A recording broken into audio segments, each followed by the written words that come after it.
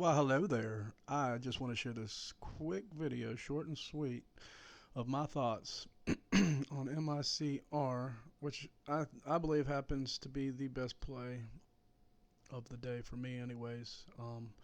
So it was Mike's game plan to buy the break or buy the wash, depending on which way it went, which is basically the value that I saw on the play as well. So my plan, well, first let me just share this daily with you.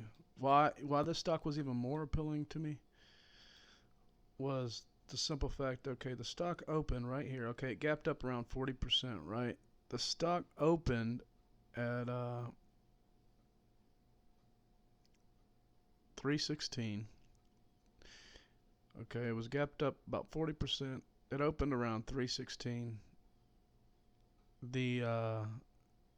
However, there was a gap to fill at 334. So pre-market high was around 318. So it needed to fill this gap at 334. So that's what made it more appealing to me as well. Okay. Why? Because 334 was the gap to fill.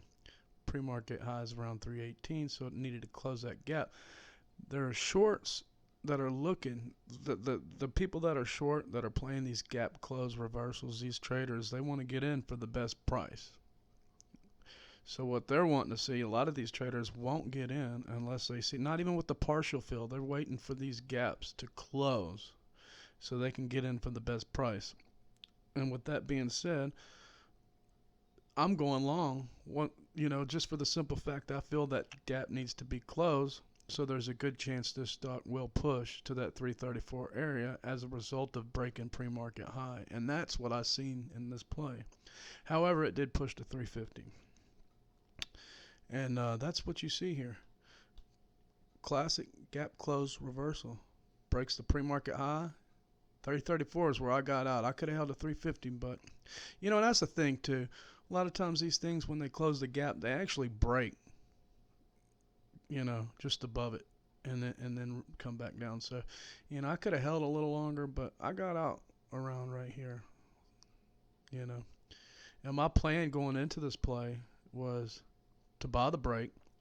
Now, my plan, if the stock was to go against me at this point, because I thought this was such a good play, I figured this thing would just be like crazy action once it opened, especially considering the float and the setup, that even if it went against me right here, I was looking to add. This was a line in the sand right here, was $3.